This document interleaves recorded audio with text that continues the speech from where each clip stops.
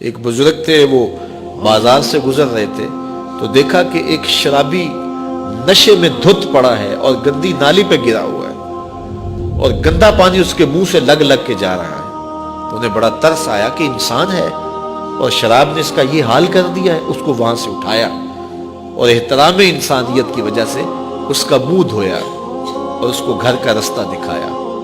خیر وقت گزر گیا، جب شام پڑی، رات گہری ہوئی، سحری کا وقت آیا تو یہ بزرگ مسجد میں تہجد پڑھنے کے لیے گئے تو دیکھا کہ وہاں مصلی پہ پہلے ہی وہ شرابی بیٹھا ہوا تھا۔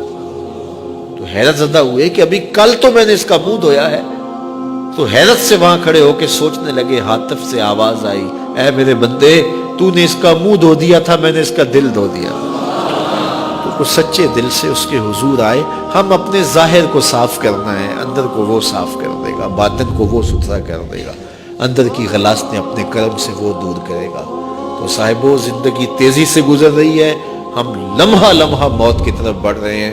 یہ ہمارے اٹھتے ہوئے قدم جو ہیں، یہ موت کی طرف اٹھنے والے قدم ہیں، قبل اس سے کہ وہ وقت آ جائے کوئی حجت باقی نہ رہے اور پچھتاوا ہو، کاش کہ کسی کے کہنے کو سن لیا ہوتا اور اٹھتے ہوئے جنازوں پہ غور کر لیا ہوتا، ڈوبتا سورج پیغام دیتا تھا، اس سے کچھ سمجھ لیا ہوتا، پھیلی ہوئی قبروں سے کچھ سیکھ لیا ہوتا، جوان لاشیں اٹھتے تھے ان سے کچھ سمجھ لیا ہوتا۔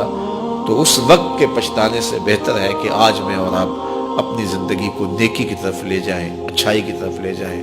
اللہ مجھے بھی، آپ کو بھی، ہمارے خاندان کے لوگوں کو بھی، ہمارے اعزا و اقربا کو بھی، ہمارے دوستوں کو بھی، جملہ پیر بھائیوں کو، پوری امت مسلمہ کو سچی توبہ کی توفیق عطا فرمائے اور ہم سب کو اللہ کا ہو جانے کی توفیق دے اور اچھے اور صالح لوگوں کی دوستی اختیار کرنے کی توفیق۔